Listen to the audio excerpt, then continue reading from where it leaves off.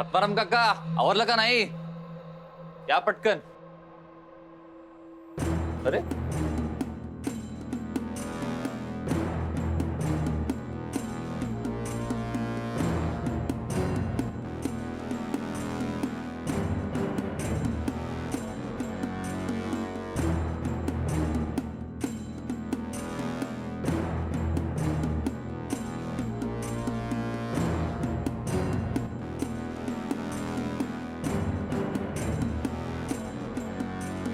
चला.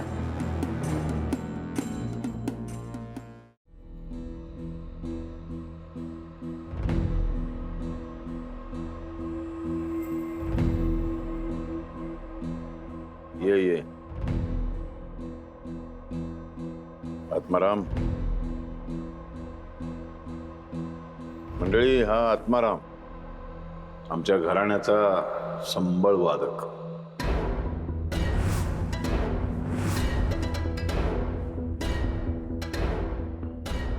त्याचे वडील, आजोबा, पणजोबा सगळे आमचे सेवेकरी.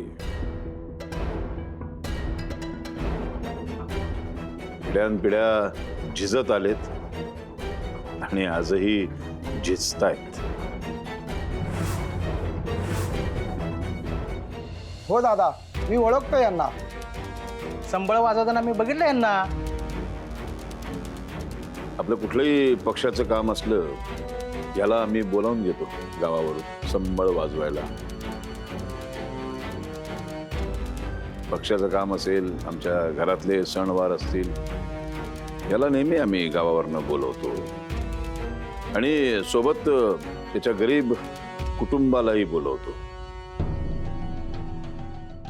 काय त्यानिमित्ताने आमच्यासारख्या लोकांच्या बरोबर गोडधोड खायलाही मिळतं कधी नव्हे ते.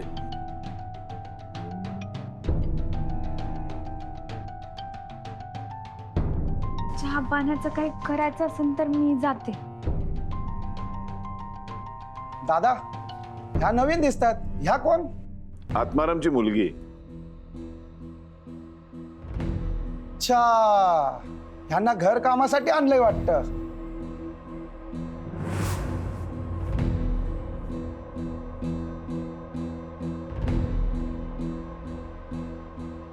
नाही,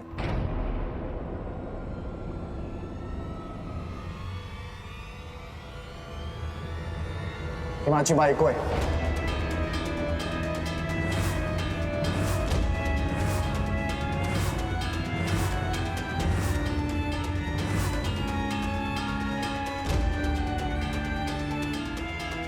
नुकतंच आमचं लग्न झालं.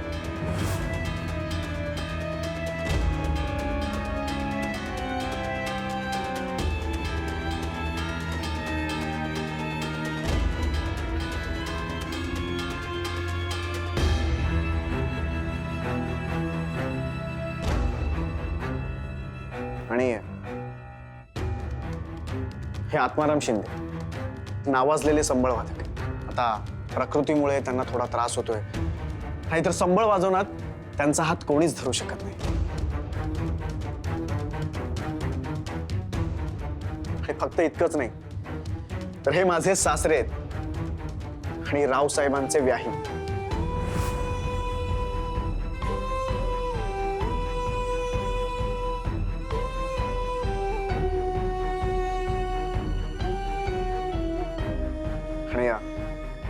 मुक्ताचा परिवार इथे कुठल्याही अपेक्षेने संबळ वाजवण्यासाठी आलेला नाही, तर ते आपल्या व्याह्यांना म्हणजेच रावसाहेब नगरकरांना देवी आईचा आशीर्वाद मिळावा म्हणूनच संबळ वाजवण्यासाठी आले. आमच्यापेक्षा परिस्थितीनं खूप गरीब आहेत, मान्य आहे, पण मनानं, विचारांना आणि वागणुकीनं ते आमच्यापेक्षा खूप श्रीमंत आहेत. आमची दोन्ही कुटुंब म्हणजे एक परिवार आहे, त्यामुळे प्लीज तुम्ही त्यांना वेगळं समजू नका.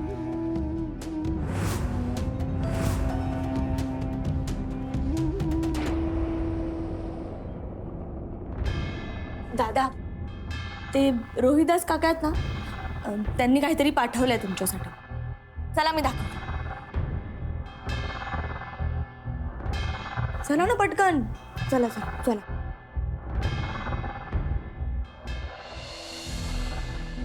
बाबा कवा यांचं लग्न झालं काय कळलं पण नाही.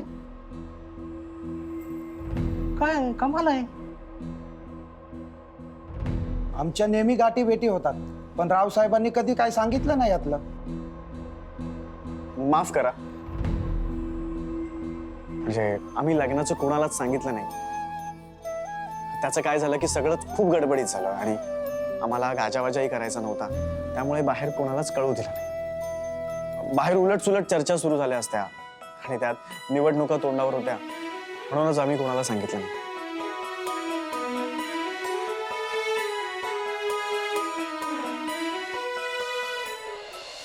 दादा दादा शांत व्हा तुम्ही.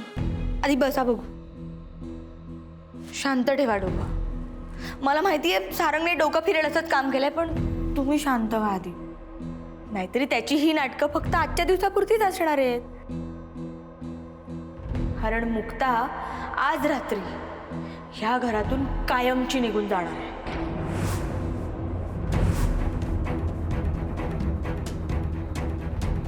खरं तर मी आज तुम्हाला हे सांगणारच नव्हते, कारण ती निघून गेल्यावर मी तुम्हाला डायरेक्ट सरप्राईज देणार होते. पण अशी कुठे का निघून जाईल ती?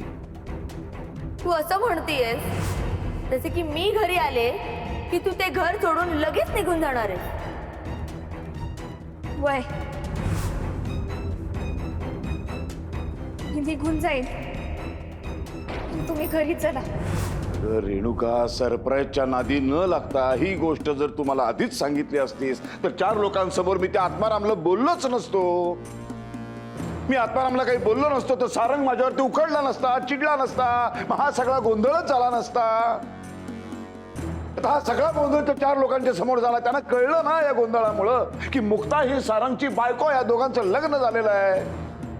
आता तुझ्या म्हणण्याप्रमाणे मुक्ता निघून गेली तर लोकांनी मला विचारलं तुमची सून कुठं गेली, तर काय सांगायचं?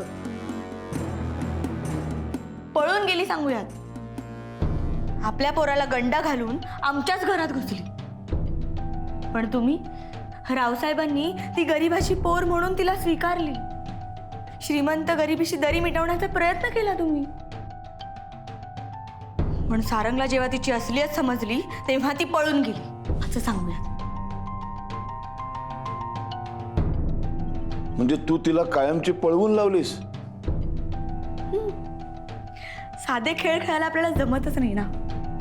शेवटी मुलगी कोणाची आहे?